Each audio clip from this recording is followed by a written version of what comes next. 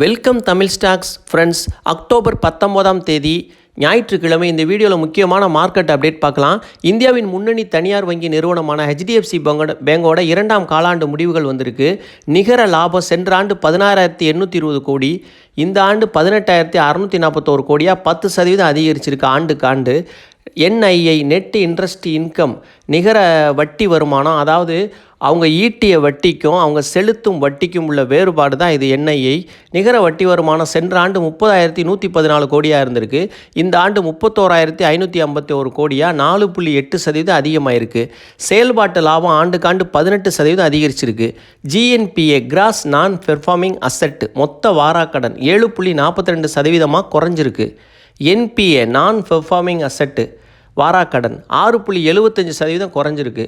Provision வாராக்கடனை சரி செய்வதற்காக ஒதுக்குற நிதி 3,500 கோடி ஒதுக்கியிருக்காங்க. இது ஆண்டுக்காண்டு 29% அதிகமாகிருக்கு. இது ரொம்ப வீக்காக பார்க்கப்படுது. காலாண்டுக்கு 75% குறைஞ்சிருக்கு. ஆண்டுக்காண்டு 29% அதிகமாகிருக்கு. வாராக்கடனுக்கான போதுமான நிதியை ஒதுக்கிட்டு வர்றது ஆண்டுக்காண்டு 29% அதிகரிச்சிருக்கு. இது ரொம்ப வீக்னஸாக பார்க்கலாம். இந்த பணம் எதிர்காலத்தில் வங்கிகளில் ஏதாவது பிரச்சனைகள் ஏற்பட்டால் அதை சரி பண்ணுறதுக்காகத்தான் இந்த பணம் ஒதுக்கி வைக்கப்படுது. மொத்த வைப்பு தொகை ஆண்டுக்காண்டு 12% அதிகரிச்சிருக்கு. மொத்த கிளைகளின் எண்ணிக்கை 21,417 கிளைகள் இருக்குது.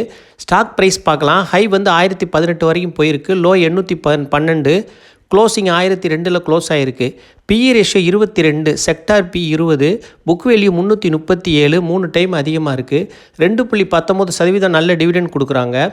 FII ஹோல்டிங்கை குறைச்சிக்கிட்டே வர்றது ஒரு வீக்னஸாக பார்க்கலாம். ப்ரொவிஷன் 3,500 கோடி ஒதுக்கியிருக்கிறது லாபத்தை நல்லா பாதிக்கும். இது லாபத்திலிருந்து தான் எடுத்து கொடுக்குறாங்க. அப்புறம் காசா ரேஷியோ நல்லா குறைஞ்சிருக்கு. Current account and savings account இந்த கணக்கில் நம்ம வைக்கிற பணத்துக்கு குறைந்த வட்டி தான் வங்கிகள் தருவாங்க. இதன் மூலம் வங்கிகளுக்கு அதிக லாபம் கிடைக்கும். இதெல்லாம் ஒரு வீக்னஸாக தான் பார்க்கலாம். NIM நெட் இன்ட்ரெஸ்ட் மார்ஜின் குறைஞ்சிக்கிட்டே இருக்குது. அப்புறம் 910க்கு கீழே போனால் கன்சிடர் பண்ணுங்கள். 900க்கு போனால் கன்சிடர் பண்ணலாம். இப்போ உள்ள விலை கொஞ்சம் அதிகமாக தான் தெரியுது. 910, 920 அந்த ரேஞ்சில் கன்சிடர் பண்ணுங்கள். நீங்கள் யோசித்து ஒரு நல்ல முடிவாக எடுங்க. இந்தியாவின் 2வது மிகப்பெரிய தனியார் வங்கியான ICICI பேங்குடைய காலாண்டு முடிவுகள் பார்க்கலாம். 2ஆம் காலாண்டு முடிவுகள். நிகர லாபம் ஆண்டுக்காண்டு சென்ற ஆண்டு 11,746 கோடி, இந்த ஆண்டு 12,359 கோடியாக 5.2% அதிகமாகிருக்கு. NII நெட் இன்ட்ரெஸ்ட் இன்கம் நிகர வட்டி வருமானம் சென்ற ஆண்டு 20,048 கோடி, இந்த ஆண்டு 21,529 கோடியாக 7.4% அதிகமாகிருக்கு. NIM net interest margin 4.30% அதிகமாகிருக்கு. வாராக்கடனுக்கு இவங்க நிதி ஒதுக்குறது குறைஞ்சிருக்கு. ஆண்டுக்காண்டும் குறைஞ்சிருக்கு, காலாண்டுலையும் குறைஞ்சிருக்கு. இது நல்ல ஒரு விஷயமா பார்க்கலாம். GNPA மொத்த வாராக்கடன் சென்ற ஆண்டு 24,732 கோடி, இந்த ஆண்டு 23,849 கோடியாக 3.57% வாராக்கடன் மொத்த கடன் குறைஞ்சிருக்கு. நெட் NPA 5,971 கோடியாக இருக்குது. இது 5,827 கோடியாக குறைஞ்சிருக்கு. டெபாசிட்டை பொறுத்தவரையில் ஆண்டுக்காண்டு 9% வளர்ச்சி அடைஞ்சிருக்கு. காலாண்டுக்கு 1.6% வளர்ச்சி அடைஞ்சிருக்கு. காசா ratio savings account and current account ratio, savings account current account 12%, savings account 8% வளர்ச்சி அடைஞ்சிருக்கு. இது HDFC பேங்கில் குறைஞ்சிருக்கு. இங்கே இதில் வளர்ச்சி அடைஞ்சிருக்கு. இதில் பார்த்தீங்கன்னா இவங்க 263 புதுசாக 263 கிளைகளை புதுசாக இணைச்சிருக்கிறாங்க.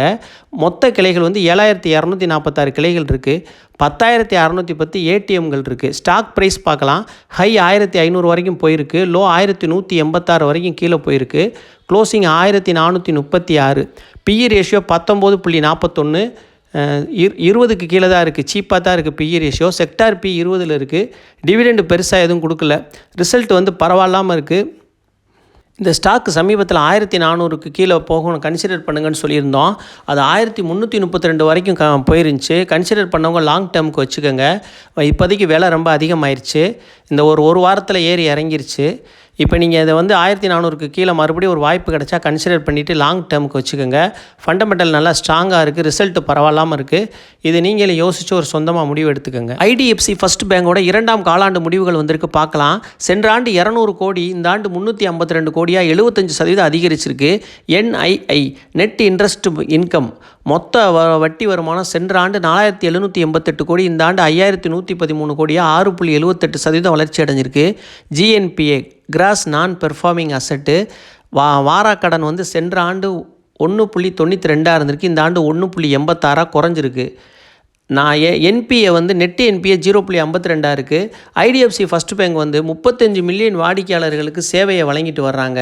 டெபாசிட் வந்து 23% அதிகரிச்சிருக்கு. கடன் வழங்கும் தொகை வந்து 19% அதிகரிச்சிருக்கு. மைக்ரோ ஃபைனான்ஸ் துறையில் ஒரு அழுத்தம் இருப்பதாக தலைமை நிர்வாக அதிகாரி வைத்தியநாதன் தெரிவிச்சிருக்கிறாரு. அதே சமயம் என்பிஏ குறைஞ்சிருக்கிறது வந்து நிறுவனத்தில் செயல்பாடுகளில் ஒரு நிலைத்தன்மையை காட்டுறதாகவும் சொல்லியிருக்கிறாரு. இதுவும் ரிசல்ட் பரவாயில்லாமல் தான் இருக்குது. ஸ்டாக் வந்து கொஞ்சம் இறங்குனா நீங்கள் 66க்கு போனால் கன்சிடர் பண்ணிக்கோங்க. இப்போதைக்கு விலை கூட தான் இருக்குது. நம்ம போன ரிசல்ட் அப்பயே சொல்லியிருந்தோம் 66க்கு போனால் கன்சிடர் பண்ணுங்கண்டு. ஏற்கனவே 66க்கு கீழே போயிட்டு வந்திருக்கு இடையில. இப்போ நீங்கள் மறுபடியும் 66க்கு போனால் கன்சிடர் பண்ணுங்கள். இறங்க கொஞ்சம் கொஞ்சமாக கன்சிடர் பண்ணுங்கள். லாங் டேர்முக்கு வச்சுக்கோங்க. நீங்களும் யோசிச்சு ஒரு சொந்தமாக முடிவெடுங்க. சப்ஸ்கிரைபர் சண்முகநாதன்கிற ஐடியிலேருந்து கேட்டிருக்கிறாரு, காப்பரை பற்றி வீடியோ போடுங்கன்னு சொல்லியிருக்காரு. காப்பரை பற்றிய முழுமையான விவரத்தை பார்ப்போம். தமிழில் தாமிரம் அப்படின்னு அழைக்கப்படுது. இந்த தாமிரம் என்ற சொல் வந்து லத்தீன் வார்த்தையான குப்ரம் என்ற சொல்லிருந்து வந்திருக்கு. இதோட வந்து அறிவியல் குறியீடு Cu.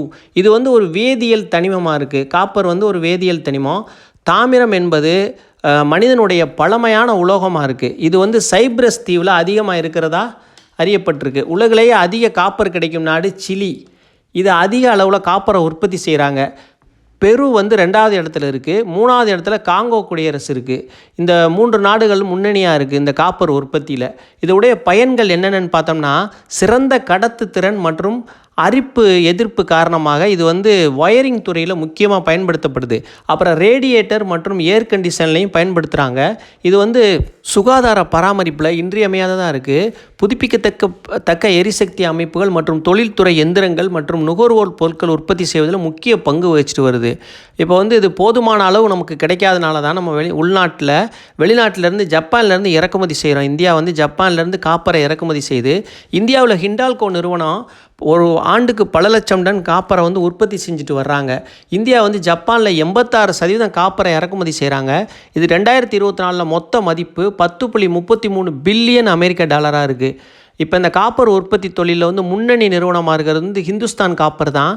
தங்கம் வெள்ளி இதெல்லாம் விலை ஓரளவுக்கு நல்லா ஏறிடுச்சு. அதுக்கப்புறம் இந்த 3ஆவதாக காப்பர் விலை ஏறிக்கிட்டு வருது சமீபத்தில். இது 3ஆவதாக விலையேற ஒரு உலோகமாக இருக்குது. இதன் விலையும் வந்து நல்லா ஏறிடுச்சு.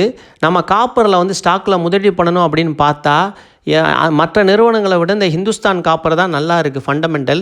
அதோட ஃபைனான்சியல் ஸ்டேட்மெண்ட் பார்ப்போம். நிகர லாபம் ஆண்டுக்காண்டு சென்ற ஆண்டு 295 கோடி, இந்த ஆண்டு 465 கோடியாக 2 மடங்கு அதிகரிச்சிருக்கு. காலாண்டுக்கு பார்த்தோம்னா டிசம்பர் காலாண்டு 2024 62 கோடி, மார்ச் 2025 187 கோடியாக 3 மடங்கு அதிகரிச்சிச்சு. அப்புறம் இப்போ ஜூன் குவார்ட்டரில் 134 கோடியாக குறைஞ்சிருக்கு. ஷேர் ஹோல்டிங் பேட்டர்னை பொறுத்தவரையில் 66% வச்சுருக்காங்க இவங்க ப்ரமோட்ரு. அப்புறம் வந்து இப்போ எஃப்ஐஐ இப்போ 5%, மியூச்சுவல் ஃபண்டு வந்து ரொம்ப கம்மி 0.49% வச்சுருக்கிறாங்க. பப்ளிக்கிட்ட வந்து 28% இருக்குது. இதில் வந்து எஃப்ஐஐ வச்சுருக்கிறாங்க, ஹோல்டு பண்ணுறாங்க. எஃப்ஐஐ இன்க்ரீஸும்.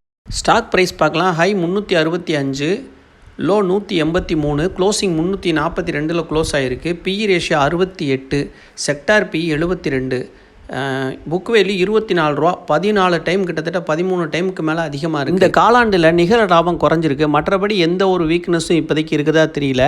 ஆனால் ஸ்டாக் வந்து ஓவர் வேல்யூடாக இருக்குது, தங்க ஊசியாக மாறி இருக்குது. இப்போதைக்கு உள்ளே போய் மாட்டிக்கிறாதீங்க. 260க்கு கீழே போனால் கன்சிடர் பண்ணலாம். ரிஸ்க் ரொம்ப அதிகமாக இருக்குது. நல்லா ஏறிடுச்சு. இப்போதைக்கு வாய்ப்பே இல்லை. 260 கீழே போனால் இறங்க வாங்கிட்டு லாங் டேர்முக்கு வச்சுக்கோங்க. ஒரு சிறந்த காப்பரோட சிறந்த நிறுவனமாக ஹிந்துஸ்தான் காப்பரை சொல்லலாம். லாங் டேர்முக்கு வச்சுக்கலாம் நீண்ட கால நோக்கத்தில். நான் 260க்கு கீழே வாய்ப்பு கிடைச்சா கன்சிடர் பண்ணிக்கோங்க. ஜூபிட்டர் வேகன் நிறுவனம் பற்றி சப்ஸ்கிரைபர் கேட்டிருக்காரு. இந்த நிறுவனம் ரயில் பெட்டிகளை தயாரிக்கிறதுல முக்கிய இந்திய நிறுவனமாக இருக்கிறாங்க. மற்றும் ISO கடல் கொள்கலனையும் கண்டெய்னர்களையும் தயாரிக்கிறாங்க. இவங்க வந்து இவங்களோட துணை நிறுவனமான ஜூபிட்டர் எலக்ட்ரிக் வந்து மின்சார வாகனங்கள் உற்பத்தி செய்வதிலையும் ஈடுபட்டு வர்றாங்க. ரயில்வே பாதுகாப்பு அமைச்சகத்தில் சேவையாற்றிட்டு வர்றதில் முக்கிய நிறுவனமாக இருக்கிறாங்க. ஃபைனான்சியல் பார்க்கலாம். 2ஆம் காலாண்டு முடிவுகள் வந்து நவம்பரில் தான் வரும். இப்போ வந்து முதல் காலாண்டு முடிவுகள் பார்க்கலாம். நிகர லாபம் சென்ற ஆண்டு 331 கோடி, இந்த ஆண்டு 382 கோடியாக அதிகரிச்சிருக்கு. காலாண்டுக்கு பார்த்தோம்னா டிசம்பர் 2024 97 கோடி, 2025 மார்ச்சில் 103 கோடியாக அதிகரிச்சிருக்கு. இப்போ ஜூனில் 32 கோடியாக விழுந்திருக்கு. படு மோசமாக 80%, 75% விழுந்திருக்கு. எஃப்ஐஐ ஹோல்டிங்கை அதிகரிச்சுட்டு தான் போகிறாங்க. மியூச்சுவல் ஃபண்டு குறைச்சிக்கிட்டே வர்றாங்க.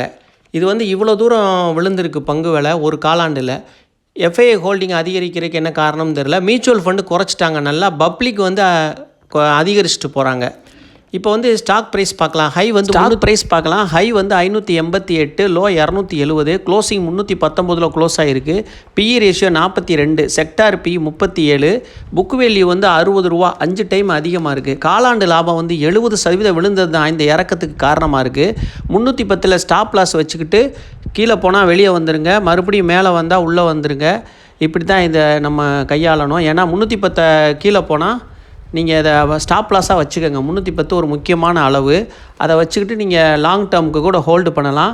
அடுத்து ரிசல்ட்டு நல்லா இருந்தால் நல்லா ஏறுறதுக்கு வாய்ப்பு இருக்குது. ரிசல்ட்டு சரியில்லைன்னா வர்ற ரிசல்ட்டு நவம்பரில் வருது. அது ரிசல்ட்டு சரியில்லைன்னா 310க்கு கீழே போய் 300க்கு கீழே போகவும் வாய்ப்பு இருக்குது. அதனால் கவனமாக இந்த பங்கில் இருங்க. புதுசாக முதலீடு பண்ணுறவங்களும் 310 ஒரு அளவீடாக வச்சுக்கோங்க. தமிழ் ஸ்டாக் சேனலுக்கு ஆதரவளித்த அனைவருக்கும் மிக்க மிக்க நன்றி.